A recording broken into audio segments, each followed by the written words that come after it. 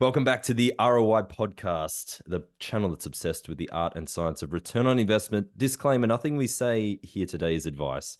We're going to talk about when things don't seem to be going your way. I've been getting a lot of questions, Chappie, a lot of questions, mainly around one company. All this fuss for one company, New Fortress Energy. The stock price is down 52% year over year and 80% year to date. The market didn't like the earnings call, mate. Nor Talk me should they through have. talk me through your take. I've got a bit of a different take, but we'll chat about it and see where we end up. So, they clearly need to rename the company, because there is no fortress here. Um, it's just, I mean, I don't know how else to put it other than just there just is no. So, I was initially very surprised, but in hindsight, it all really starts to a lot of that makes sense. One, What makes sense? Why does it make sense? So well, the yeah. quarterly reporting was underwhelming on the top line. Obviously, then the bottom line doesn't look great. But what hmm happened? Why didn't they get the sales that everyone was expecting? Nobody knew really where they make all their money. I'm not even sure they know. Well, they do know, they're just not telling us. So NFE has never broken out revenue by region. So you have no idea. We really have no idea what revenue they get out of Brazil. We have no idea what revenue they get out of Jamaica. No idea what they get out of Mexico. Um, so keep in mind after the first quarter earnings call, where we have the sort of the bad news about um, the FEMA canceling the contract, because PREPA wanted to Yeah. be able to own the assets and in theory buy assets cheaper. I mean, they're I get that. So this was Puerto Rico for them was basically a high margin business that a high also apparently much higher revenue. Um, so you know So what's when you actually have the happened with the contract? That was a contract to sell mm, power to the grid in Puerto Rico. mhm, And clearly that was a decent chunk of the revenues because the quarterly awesome. Yeah, reporting for the first revenue, 656 million, and we got about half of that yeah, as of the latest Q2 top line. So yeah. what does that mean going forwards? So going forwards basically means that they have no real home base of revenue. Like that's the more bearish articulate bearish takes on NFE has always been that they're just this company that's sort of constantly trying to find something, um, and essentially reinventing themselves. So they were going to be like an LNG carrier, but then they sold all the LNG ships or something along those lines. They were going to be, have all of this. They were going to basically take over the Puerto Rican grid, and then not really. Um, so now they really have just no home base. I call it a keystone source of revenue. That might be the best way to put it. Yeah, yeah, like a Um, flagship revenue generator. until basically the Barcarena power plant in Brazil comes online in like 2 years. Um, but so basically the thing that was really confusing to me, which I just, why I've just kind of gotten out of the company, frankly, is in between the first and the second earnings call, we had the I don't know, the stock price is not doing what I want. Why are we at like, you know, why have you guys sold this thing off like somewhere around May $25 press conference or something like that, as I'm kind of looking at the chart here.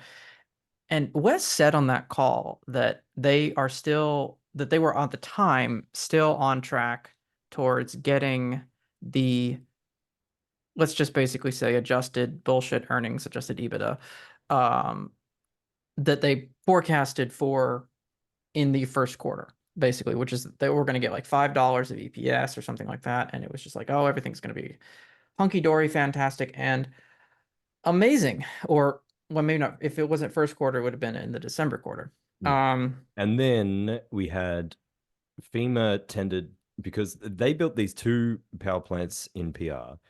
And mhm. then a quirk of that contract was that the FEMA who asked them to build it, they had a right to buy these things back, right? So they exercised this right. The power plants, Yeah, I guess, are now handed over to them. So right. that's Yeah, pretty yeah. annoying. But doesn't New Fortress have Well, and a those contract power to plants, supply the gas to them? And how yeah, much is and that those going to power be? plants, I think those power plants are actually sold at a loss too. Jesus Christ. Even better, I know.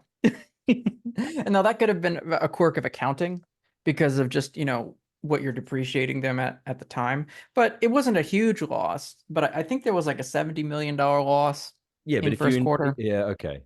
on the sale on If you those. invest into these things, why would you give them the buyback right? I mean, surely for the long Well, term, I you mean, want to be able to sell the watts, right? Not the gases. so yeah, yeah. So they think that they're gonna get 500, let's just say $500 million as sort of a cancellation fee for this.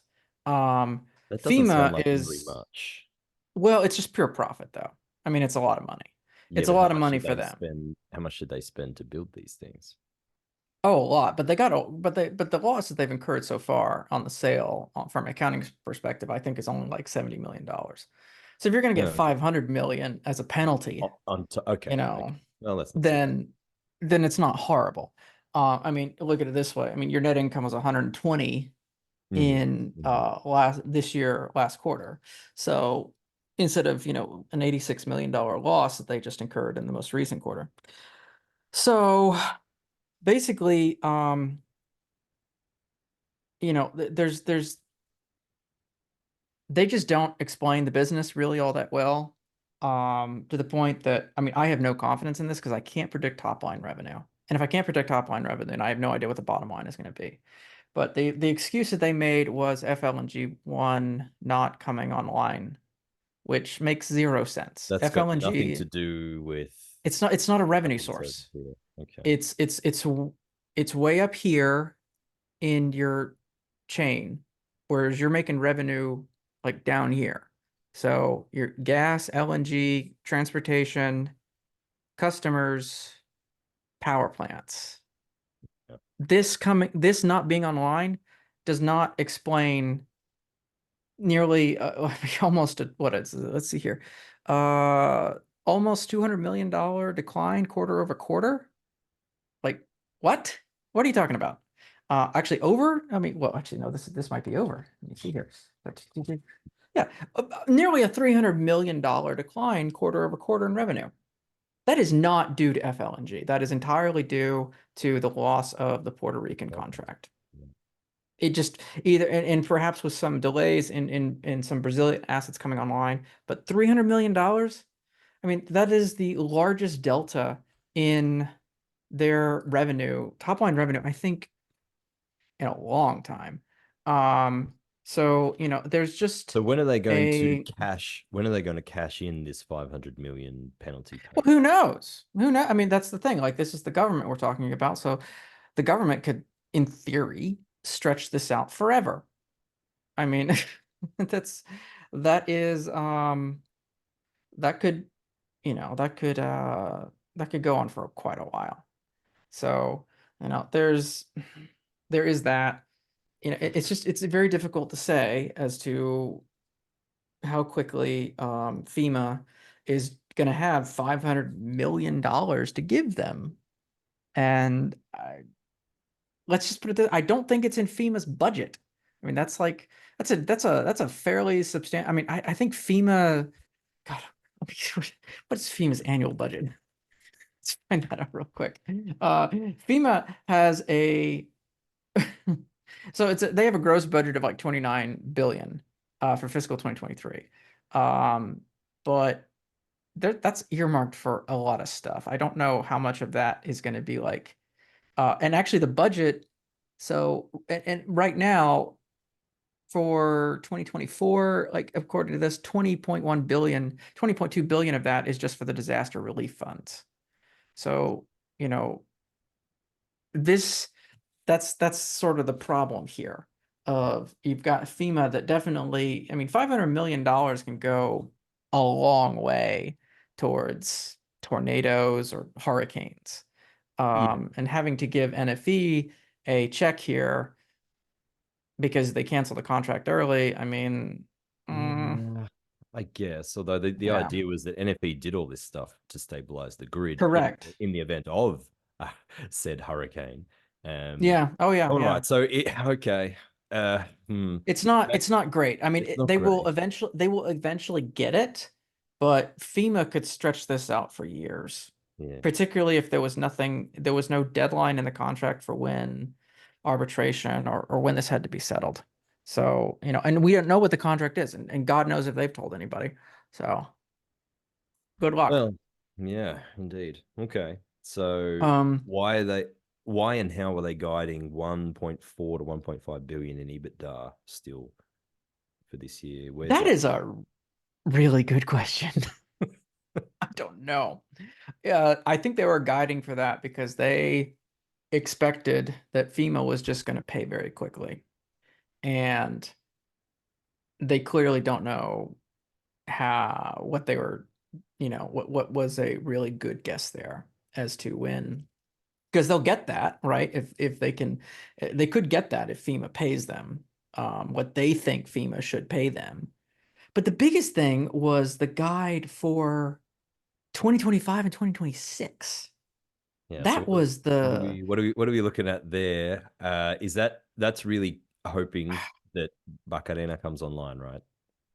not even that. No, it's actually the guiding down in 2025, 26. I mean, but right Well, now, it's come down a what lot, but it's still over. well, It depends which analyst you use, but over a I mean, billion.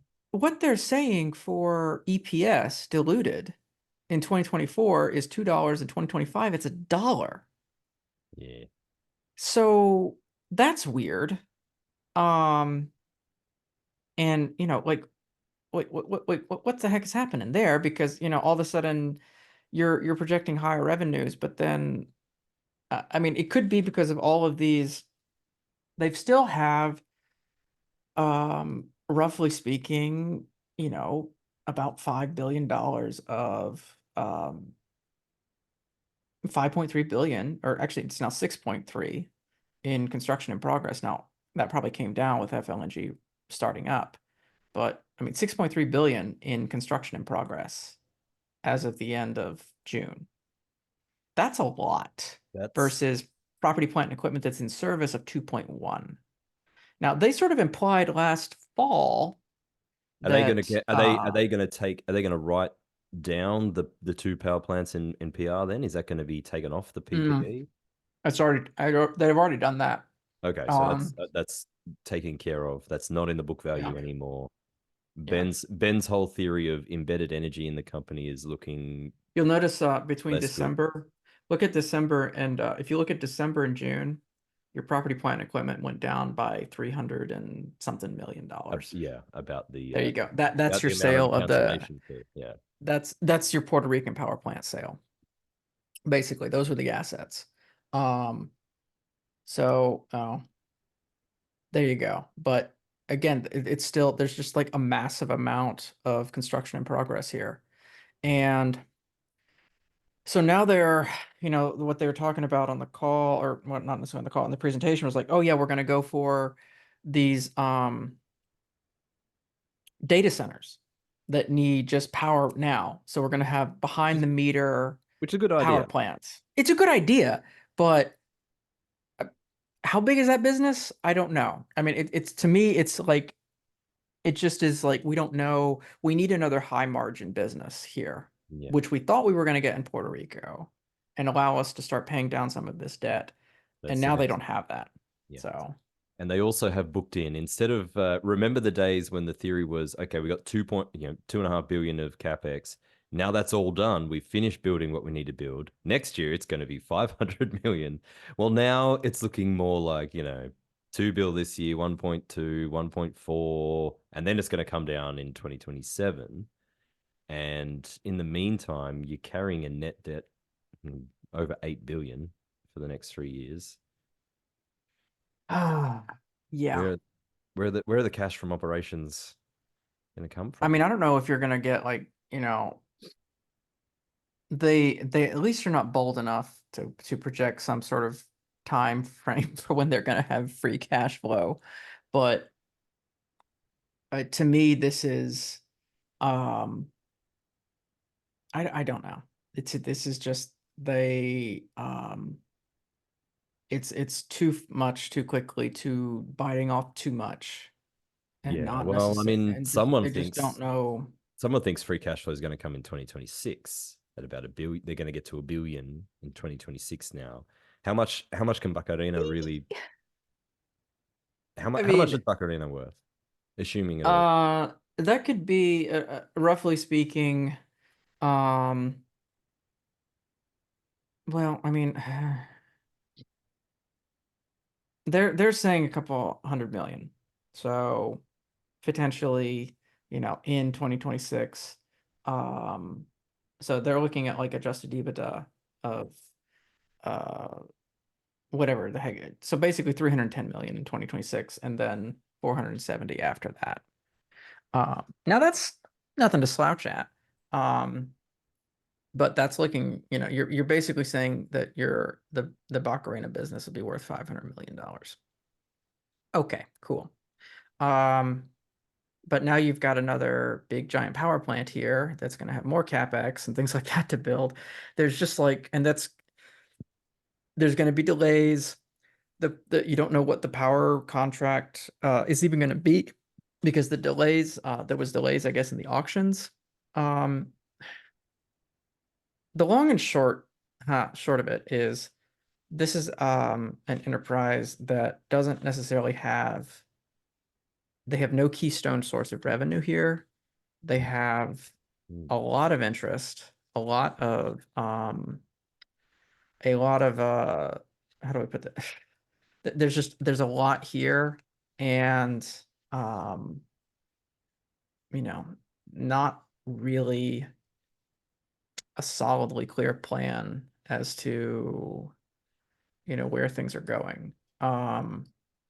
So I don't know. I mean, there's that massive bit of like other revenue, which is like $84 million.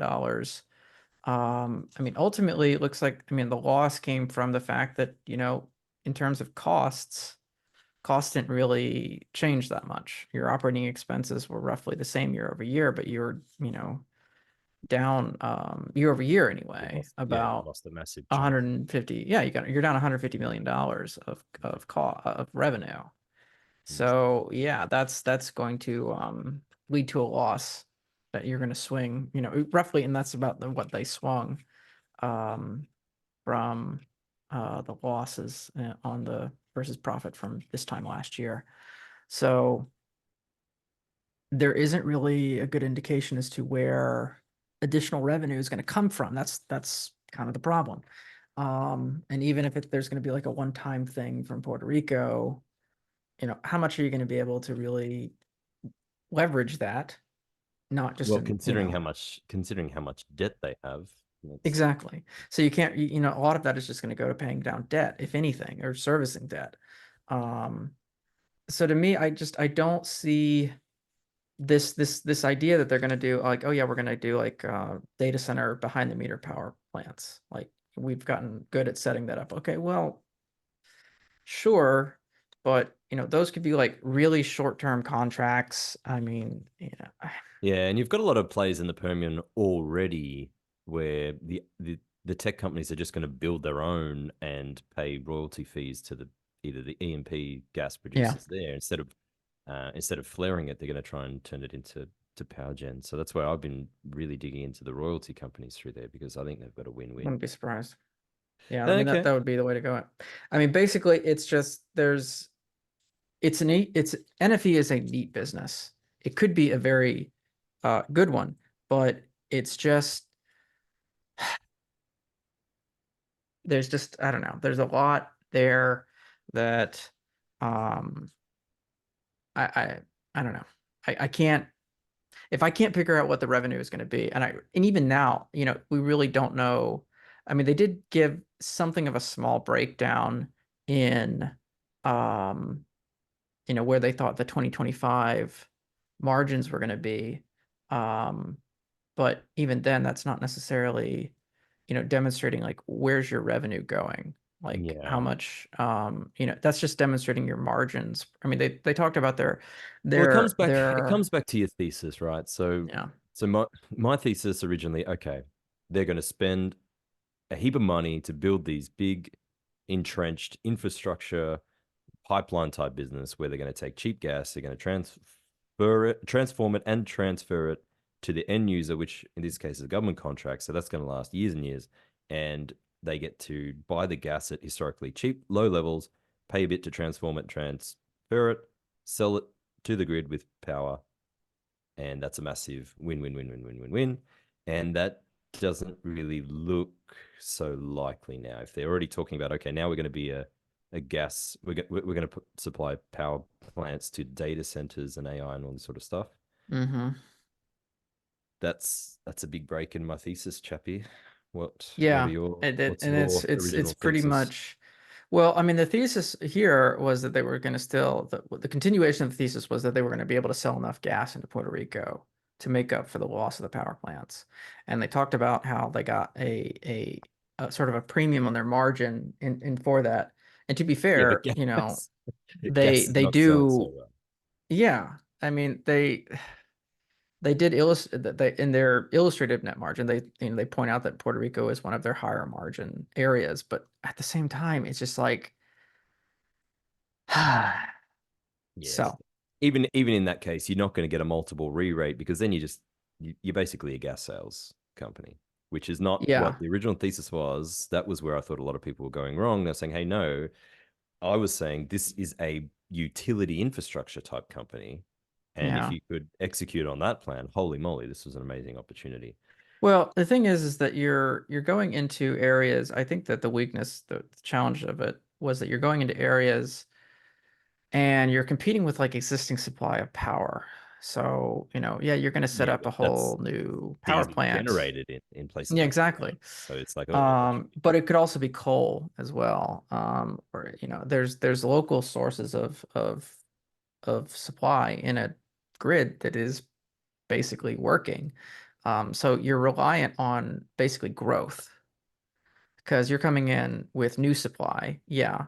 Um, I mean, you're basically coming in, even if you're competing with like diesel, the diesel resource there that's producing diesel has already been built.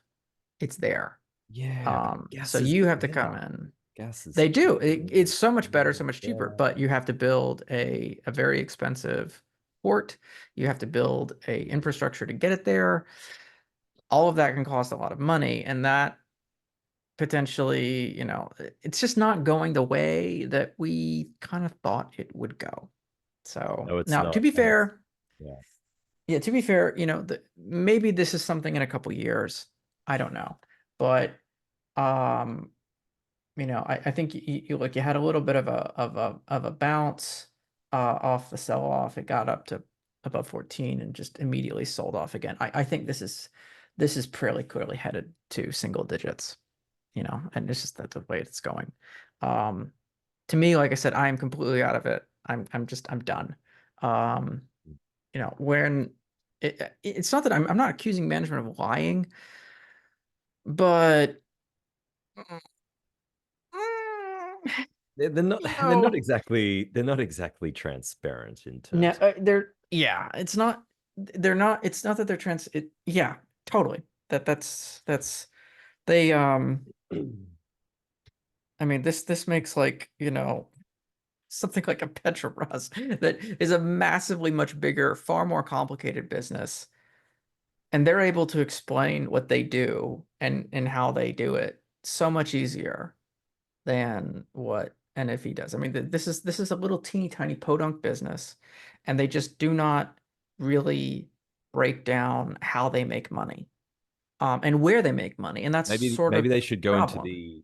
the basketball stadium construction business. I honestly, why not?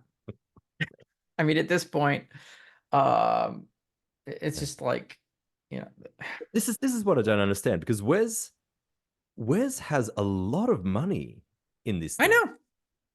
No, I know. It's not like they just hired some random CEO MBA who has no skin in the game and completely messes up. I mean, the guy has a ton of money invested into this thing. Yeah. I mean, it's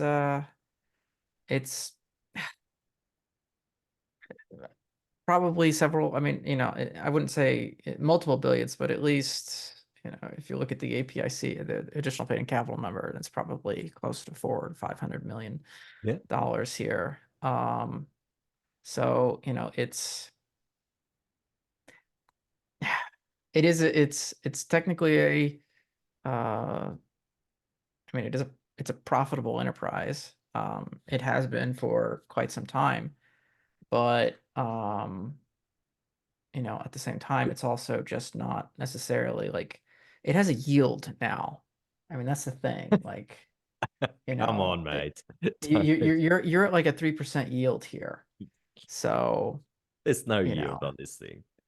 You oh no, do. like at 10 cents, like if you buy it now, you're getting 40 cents annually. So that's like a 3%. I mean, nothing like a yield that we would be looking at here for like an actual investment. Yeah, But you've also got the small number of the 8x net yeah, debt.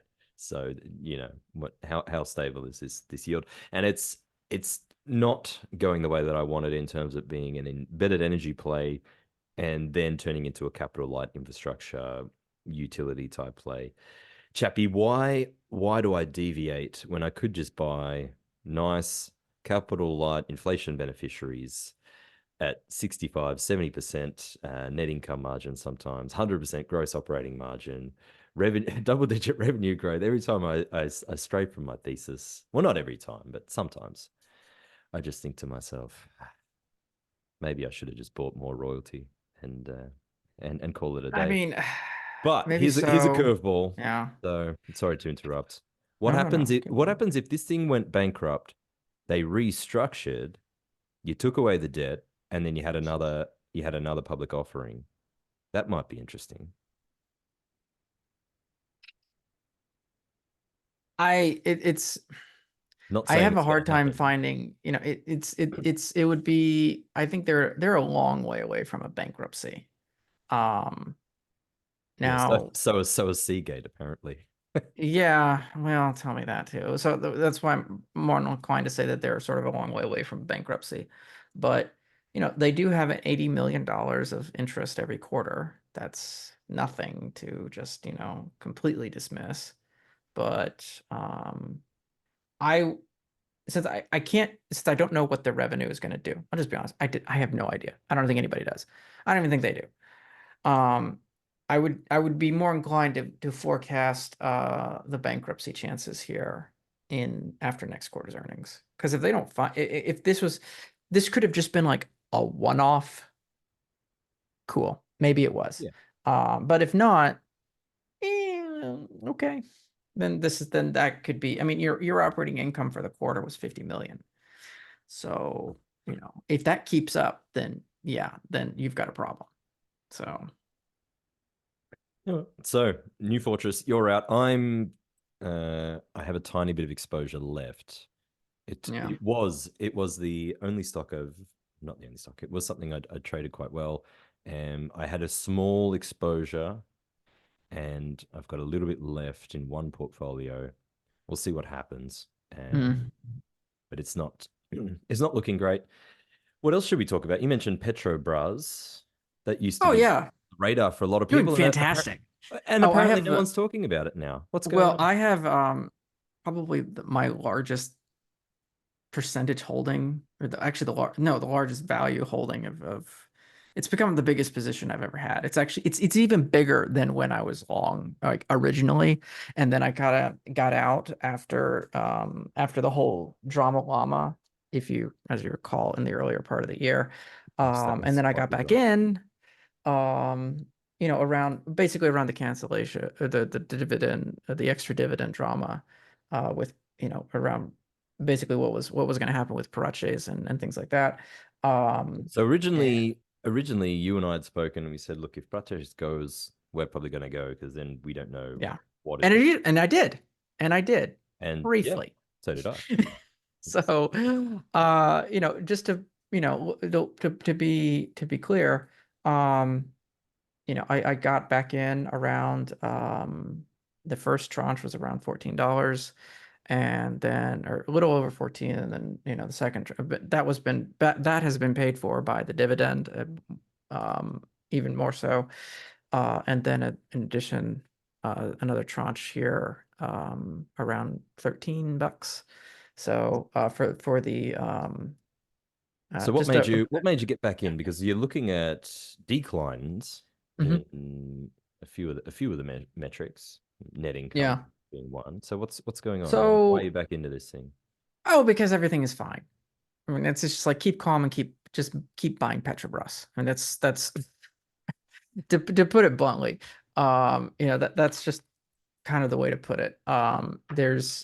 It's still a very profitable oil company. It's granted, yes, there was a quarterly loss last quarter, but that was because of one, it was a currency thing. So you had the devaluation of the real. So that's going to hit.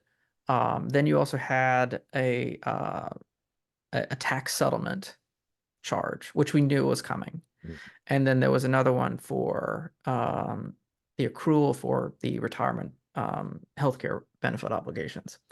And these all hit at this basically the same time. Mm. Um, So that took a decent oper chunk of yeah, cash off the correct. off the sheet. So operationally speaking, everything is still fine. I mean, there's still, you still were up actually in terms of, just, revenues were up year over year. The gross margin was, up year over year. On a percentage basis was down ever so slightly.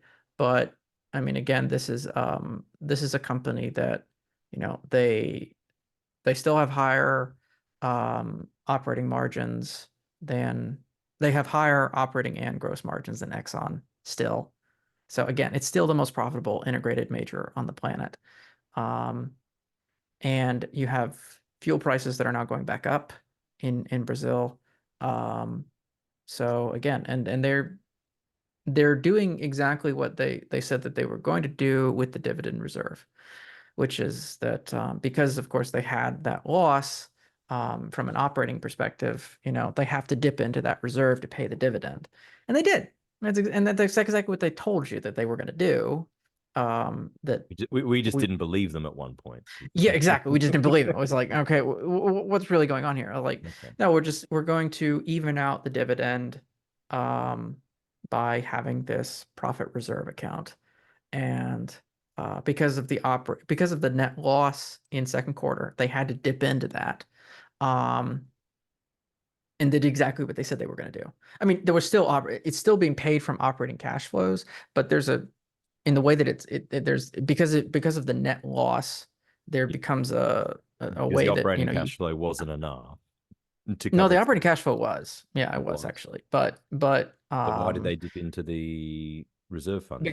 because net income factors into it. They still have to be profitable basically to pay the dividend. Uh-huh. Okay. Um, Well, that's a good thing. so yeah, exactly. So, you still had, I mean, you still had you had free cash flow of 6 billion in second quarter. So, I mean, there's still free cash flow there. Like all of these things that hit net income were primarily future events, basically. They're stuff that will be paid out in, there's a future tax payoff. There's a future in higher, healthcare retirement obligations. These are things that will come out of cash over time in the future. So they don't really affect cash now. So they're added back into cash flows from operations. So we still had free cash flow. I see. I mean, still there. You're still more than capable And of is that paying the dividend. and so that So surplus, my understanding is it goes into the dividend reserve fund. Mm-hmm. Yeah. Yeah, there's there's a certain amount that is paid. So I mean, look, you've had so far this year, you've had a free cash flow of approximately about, as I'm looking here, about 11 billion dollars, something around there. 11.2, or sorry, yeah, 11.4 billion. So the dividend has not been 11.4 billion, but because you again, just because of the loss, the net income does factor into the ability to pay the dividend. Sure. So But free cash but as long as you have the ruse. Hmm? end of this year, free cash roughly 21, 22 billion That's on about right. like 23, 24% free cash flow margins on the biggest. I mean, Jesus Christ. I mean, what's it going to take? For this to get bid, Yeah. hopefully nothing. Because I'm continuing I'm continuing to want to just buy shares at $14 because this is crazy. Because I mean, again, I think you're looking at 15% yield on this for, at a certain point, you're just going to build up enough shares and then you just have 15% yield compounding on that. But Uh, Lula's a commie. yeah, Lulu is a communist. I mean, he just wants, like, he wants to tax the dividends. Okay, cool. Most countries tax the dividends, but actually that doesn't care. It doesn't matter anyway because, But the you government's the know, biggest recipient of the dividends. I know. But it doesn't look good when you have a whole bunch of rich people who live off Petrobras dividends, don't pay the taxes on them. But that's me, Chappie.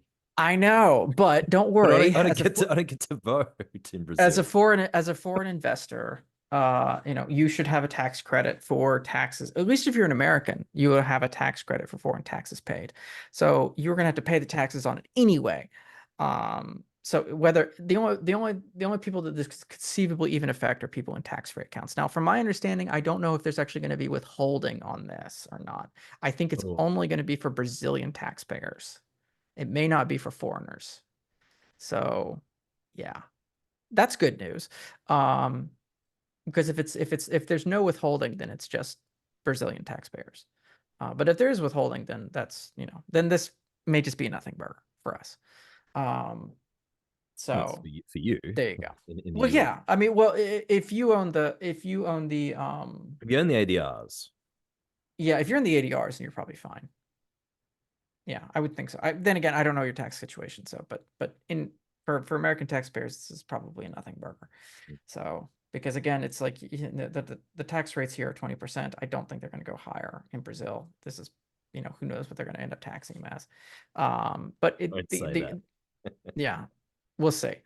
But look, I mean, at the same time, I mean, this is a massively free cash flow yielding enterprise here.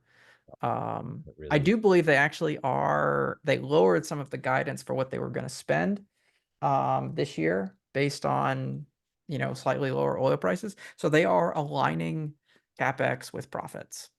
And that's a good thing. What else do you want? Yeah, I okay. know what I mean. It's like, so you have a little things. You have a few billion here or there for pet projects for the government. Mm-hmm, Fine, whatever. mm-hmm. Look, as I say, Exxon pays for golf trips. Petrobras pays for consultants they don't need. Yeah. And So there you go. little bit of wind and solar just to cross it off the list. And Sure. I mean, and even then, I don't think they want to do that. I mean, they just haven't. I mean, the wind was Parache's thing. I don't think I don't think the new CEO has a windmill on her desk anymore. So, look, she's she's been working within that system for forever. Look, I think there's people that play roles. Okay, yeah, she worked on the bureaucratic side, but now she works for Petrobras, and she plays the role that she has to play as Petrobras's CEO, which is that she's going to represent Petrobras. Now, there's going to be the government bureaucratic interests that come from taxes and also from a regulatory perspective. They are very concerned about not, making sure that they don't have an oil spill. But everybody plays their roles, basically. I mean, that's just how that works. There isn't this like, oh, we're all just, the slimy government pigs. We're here to steal all your dividends. Like that's just not how this works. So again, she's now playing the role as the CEO, and that's what she's doing it fairly well, frankly.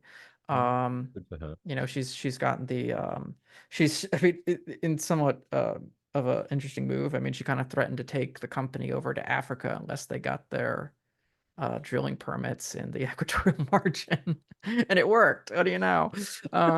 She got her permits in the equatorial margin because, like, we're gonna go over to Africa. We're gonna start drilling over there. What do you want Yeah. us to do? Like, Okay. oh, okay, well, yeah, because if you're drilling over in Africa, that's not necessarily Brazilian oil. So the government has a little bit, it's less energy independence for Brazil. Um, but again, to me, I think the company is cheap again relative to the fact that nothing has changed. I mean, we're only really reflecting if you were to basically look at the decrease. I mean, just consider this for a moment for Petrobras. We have on the latest quarter here, okay? We have oil price is down year over year. Cool. Okay. Um, but at the same time, gross profit is relatively stable. I mean, if you were to basically factor in the decrease in price of distillates that Petrobras sells and the decrease in the price of oil, then yeah, you're pretty much where you're at year over year. Nothing has really changed there. So the company, in my opinion, has probably been massively oversold from its $18. The commons were trading at one point just shy of $18. The preferreds that I'm in, those almost got to 17.50. The high is 17.32. Yeah. We're now I down to wrote 14. some covered calls at 18.50. Yeah. So again, the companies that the common shares are sorry, the preferred shares are at 14. And I don't see how this doesn't just continue to pay a massive yield. I think you're looking at 15% yield here, and that's amazing. Yes. So just Yes. whatever. So again, it's like Yeah. it's the biggest position that I've had. And again, And my portfolio has been doing great. I mean, I've recovered completely from the Japanese sell-off just because of Petrobras gains. So again, it's just like keep calm and just buy Petrobras. yeah. That's sort of the thing. Um, So production percentage year on year, what do you think? Pretty much the There? same. Yeah, I mean, I think 3%? you're. Yeah, I mean, they're not really going for they're not necessarily going for a higher because they only have so much fuel that they can feed into the refineries. Now, if they buy uh Replan or whatever the hell the refinery that they want to get back, um, and that's a whole thing because apparently they are really jacking around the people that bought that refinery on the price of oil. So this refinery is having to feed in, but having to import oil, which is great. And they also invested a whole bunch of into some renewables there, and Petrobras wants the same price that they bought it for. So again, they did some capital improvements. They added some wind and solar or whatever else, and Petrobras wants to buy it for the Yeah, same price that's they the same sold it price. for. Okay. And which is just so Okay. again, once they get that refinery, they might be more willing to increase production. But again, they're an integrated oil play. Now, we're exporting oil here because we have excess oil production in comparison to the distillates that we sell. Now, that has been the saving grace of the income statement for the last 3 quarters. Because we've increased these oil exports tremendously. In addition to the fact that, yes, we're and then operating the refineries at a higher utilization factor, which means more profit because they're going to pretty much cost the same to operate no matter what you do. Um, so, you're going for scale on the refining side, and you're going for just sort of bonus margin with the oil exports. And so far, so good. It's been working out pretty well. And Good plan. I don't see how that is really going to change for them. There is some things the government wants to do, like they want to increase gas production. They're looking at an FPSO for gas. Now, and some of the prior field, because they do a lot of natural gas injection into the reservoirs to get the oil out. Well, in theory, you could, I don't know, I guess maybe you could pull that natural gas out afterwards. We'll see what that plan is. But they're talking about an FPSO for gas in I think one of the in the Buzios fields. So we'll see. The government wants more gas, basically, because Brazil doesn't really have a lot of natural gas. They have that one pipeline from, oh, what's that other country? Ecuador? No, no, it's not Ecuador. I'm betraying my American geography knowledge here. Um, South American map. Let's just look at this real quick. Maybe they can get Yeah. New Fortress Oh, and sell Paraguay. some Oh, gas. yeah, maybe they can. Yeah, and I think there might be something that comes in from Bolivia. They could, and New Fortress is down in there. Yes, they are. But Maybe. um, Okay. So there because all things are there's going probably things are going going to well. be, look, if the Argentine marine shale does turn out to be something, I think it will. then Brazil is probably going to have all the gas it can possibly want.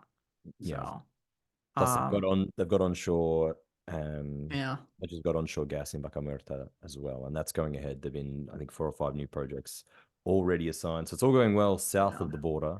yeah. I mean, And I've been, YPF is been on my burner here to take a closer look at, as to consider an investment there. Um, we they are looking to, increase production in their marine shale. And if they're able to do that, I mean, it's not my favorite thing in the world because of course it's going to be a shale investment. But again, I gotta, I'd be very curious to see if YPF is perhaps actually a buy here or not. I mean, yeah, it's it's up there. I mean, I mean yeah, it's we're up massively from the bottom here. exactly. It's Like funny $4 that in 22, 21. they really do have a monopoly. Like when I was driving around, They don't pay it, but they don't pay a dividend. That's the other thing here. Um, yeah, they're not going to pay a so dividend for quite a while. If you look at the the amount of government fiscal, capex, yeah, yeah, the government absolutely. fiscal situation. But you drive around, you drive into a EBF like gas station, and they've still got the people there that, like, you don't have to leave your car. They still, like, it's They the still old do full service. yeah, full service. Oh Yeah, yeah, all the God. time. It's funny. Mhm. Anyway, Oh Lord. so what else do you like, Chappie? Year to date, platinum group metals are just they're just way down. Precious metals are way up. No one cares about that apparently. They're all, I don't know Is why. weird. Yeah. And I think, I you mean know, that certainly that makes Sabanye a bit more yes, interesting because indeed it does. they do rely on precious metal sales to offset some of their operating costs. It's a wonderful Um, gold company. yeah, I mean they don't really make money on the gold; they sell the gold. Um, so and you basically get kind of a bonus there. The market so far doesn't care. You're still at the bottom here in Sabanye, so there's that. Um, of course, but um, yeah, I I don't know. Every time I look at Sabanye, I just walk away from it like, there's a reason why this is $4 or 450. Well, Um, they did a cap raise around 450 though. Uh, I don't know, man. I mean, I'm sure they did a things can cap always raise. Oh um Lord, a bless their couple hearts. of weeks, So not weeks. It was last year. Anyway, yeah, look, if South Africa turns for the downside, let's call it, well, sure.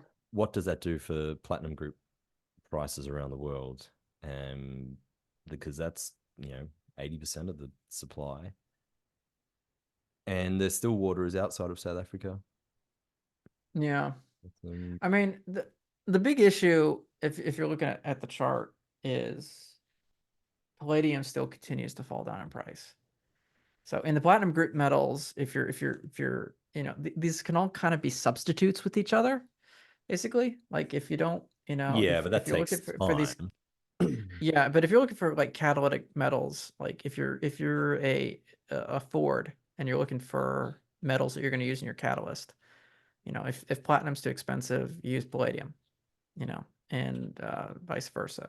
So they can kind of go, and they're interchangeable to And some extent. they've But both been smacked down.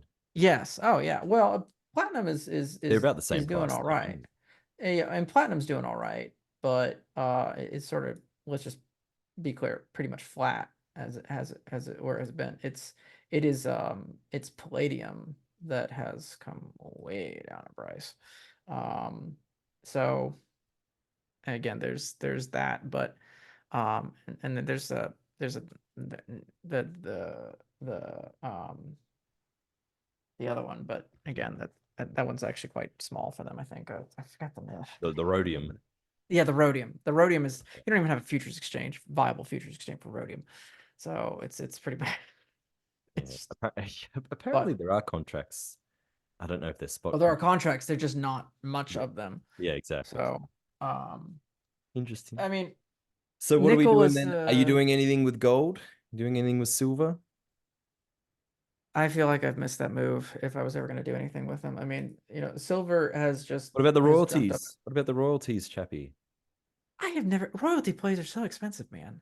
They've always Oh, been. don't be one of those guys. I know I Don't am be one one of of those those guys. guys. Have a look. So, I used to be one of those guys. These things are phenomenal businesses with so much optionality on mm, discovery surprises and production increases. I yeah, think that's people true. people think there's only two royalty companies in the world, Wheaton and Franco. There's a bunch of small cap royalties now that are trading at less than half, maybe a third of Well, their NAV, and they've with got. Mexico potentially banning open pit mining, Okay, so jurisdiction matters, and and a lot of silver comes out of Mexico. yes, it does. Yes, it So, does. Which is why certain companies like, and it's just an example, people, Gold Royalty Corp has zero exposure um to mm, Mexico, right? So yeah. it's got Bosnian exposure, which through Adriatic, right? They got the rights to the copper production royalties. Mm, But this thing, I mean, yeah, a third of the book value. It's been smacked down. They have put together a decent team. I think their revenues are growing like triple digits, and mm, no one cares. No one cares. They put out guidance. They said they're still expecting close to 12 to 15 million in revenue based on the 9,500 gold equivalent ounces, yep. and they've got like 6 employees. So if Not bad. that's, I mean, that's pretty good, pretty good. I don't know. No one seems to yeah. care. No one seems to And care. unfortunately, in some of those times, no one seems to care. You have to have just this insane yield. And then I feel like that's a lot of just um, a lot of the natural resource plays, just whether it be silver, gold, whatever, or oil or gas. It's like, you just have to count on nobody caring. So you just have to be kind of happy with, like, getting whatever yield you're going to get on it. And if you can get that consistently and then you can compound it, well, fantastic. In 10 years you'll be rich. Um but Yeah, yeah, it's that just seems to be the best plan. Um, there's yeah. some great deep value plays out there. There really are. I've spoken a lot about the offshore Mm, thesis regarding you buying floating steel at a discount. The fleet's reducing, day rates are going up. It's all panning out. Mind you, there's a lot of volatility along the way, but something like this, it has a bad year. Big deal. I mean, you got six mouths to feed. mm. Um, I don't know. I don't I understand. mean, for them it's just, they get capital. They have six people that evaluate the projects, and then they, come up with a plan. It seems like a fairly lean business, of course. Um, Yeah. but I mean, royalty businesses are, they are They're sort of investment by, investment natural resources by other means, and that there's, instead of directly going to equity holders, yeah, you just sell royalties, which means you have to have a sort of a more viable project. Then it's probably going to be less speculative than going to the Junior the Explore Co. yeah, exactly. So it's sort of like one step above junior explore clo, and then after that, hopefully you've got like enough capital to finance your own operations, or you can just go strictly to the market for at the money or something like that. Yeah, I mean, Something, they've already equity wise, but they've got 220, I think, royalties already in their portfolio, and that's more than Franco Nevada did at their first 1 or 2 years at this stage of market cap. And yeah, I, yeah, I don't know, another Viper Energy, and I don't know if you look at that thing. That's been I haven't seen it. one of my better calls. So up, um, nearly 100%. Oh And wow, that's moved a yeah, bit. it's moving a bit. Again, in the oil patch, long term ROIC 17.5%, gross margins, well, net margins 65-70%. Gross margins 100%. Gross margins 100% because Exactly. 'Cause you know it's a that's just royalty business model. company. It's exactly. Uh, so yeah, it's let's see They here. they get a Yeah, I clip. mean, They get a clip on increased production and increased prices. I don't know how much more increased production the US is going to make, but then it includes gas as well. And I don't know. I like these things. I like them a lot as a yeah, I mean, they might be a strategy. bit safer than um particularly now. I mean, because I think a lot of the market is a bit just confused. I don't know. Nobody really knows quite what to do. There's, Mm, yeah. I mean, look, the futures here. I mean, you've had pretty much now a total recovery from the Japanese sell-off. Um, I don't think the Nikkei is probably not recovered. The Nikkei is up almost to the point of the Nikkei is actually back to where it was before this whole Yeah. yen carry trade bullshit. Let's say people are worried obviously about US dollar purchasing power, and gold's at 2.5 grand US this morning Hmm. when I woke up. But how does that compare to the yen? So the dollar weakens, but is it going to weaken at a faster pace than the yen over the long term? I mean, I don't know. Well, the dollar started strengthening again against the yen, which Exactly. is Exactly. just fantastic because that's what's holding my Toyota investment back. Um, but then again, there's a I should have bought that bottom. I mean, Toyota's up 14% off the bottom, but no matter. Um, so there's I think there's a lot of there is a lot of fear out there. God knows if it's actually justified or not, but um, there's to me what the increase in gold is telling me is just purely a function of just there's a lot of investors that just don't know really what to do at the moment. Um, they're you know there's Mm. just a lot of uh, people out there that are just very um, momentum and Concerned. growth focused. Yeah, Yes. I mean they're very momentum and growth focused, and they're probably maybe too afraid to buying actually solid yield. There are businesses out there that are it's very hard to pick winners right now. Um, so it's I mean, yeah, Walmart did well. You could see that one coming, but yeah, there's just more. But again, we have just had a fairly solid recovery here. Gold is still up there, of course, because gold is just a function of the current bid and ask. So So we whether don't. gold will Okay. come back down, I don't know.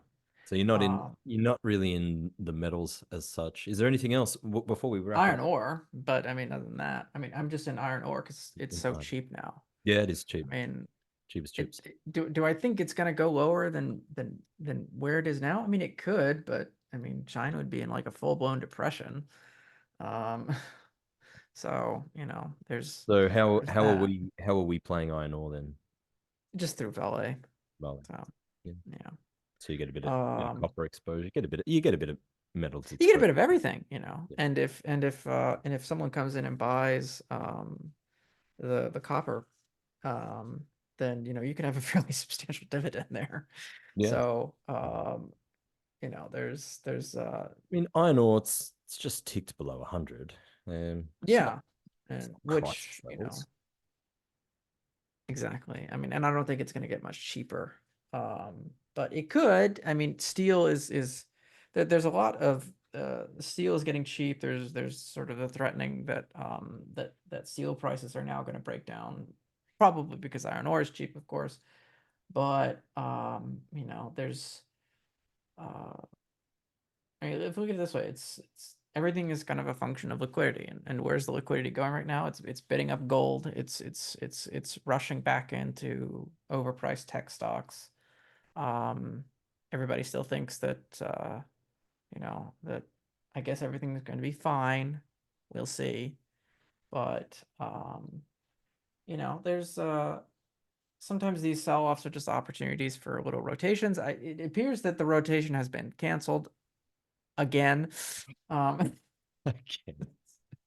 so I'm kind of just sitting back and you know, kind of happy where things are. I mean, I've bought I've diversified a bit, but I mean, I'm also sitting on a lot of cash just because I'm sitting on a ton.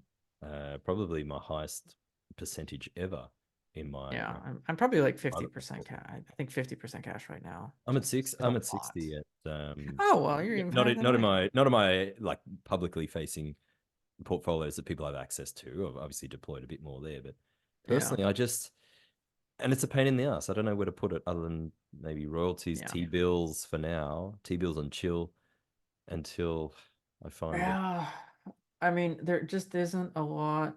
Nothing is cheap. there's I some mean, cheap stuff, but it's gonna get whacked if it's we get this. yeah, You know, if exactly. fear really creeps in. That's the thing. Buying, So, I'm looking at buying some land in South America, but I need to take an enormous amount of benzodiazepines to calm my nerves before I do so. what's that? Is it are we worried about land prices, or I think it's a good. are you worried about the currency being devalued, and then you all of a sudden could come in with harder currency and you could have bought it for a hell of a lot less? I mean, No, well, it's interesting. I think, and this is going to sound so stupid, but in the long term, if you're buying land in, let's just say Argentina, I'm most familiar with, spent the most time there.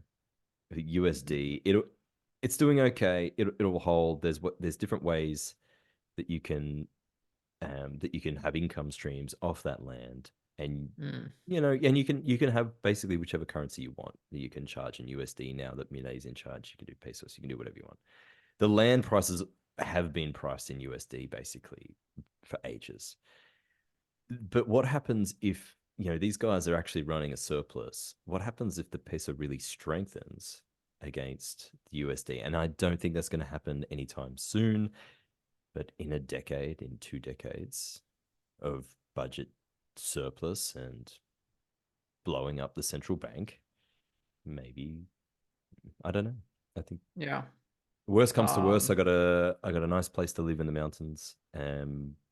There's room. You can come and join me, Chappie. There's a room for you. oh, There's cool. I'm there's building a house too. So okay. there you go. I mean, if I'm building a house here, I don't know what the hell building a house in the mountains of Argentina is going to be like. If you're building something, unless you've bought it, unless it's already there. Well, Like, this is yeah, this is what I like. You've got all options available to you. So you've got land and you've got land with an existing construction. You can add to it. You can do whatever you want, kind of. Anyway. Hmm. All right, mates. Good chatting with you. We're going to wrap it up here, and I look forward to catching up with you guys. Remember, nothing we say here is advice. It's two crazy guys having a chat across the ocean. Do your own due diligence, and I look forward to Hmm. catching up with you in another episode shortly.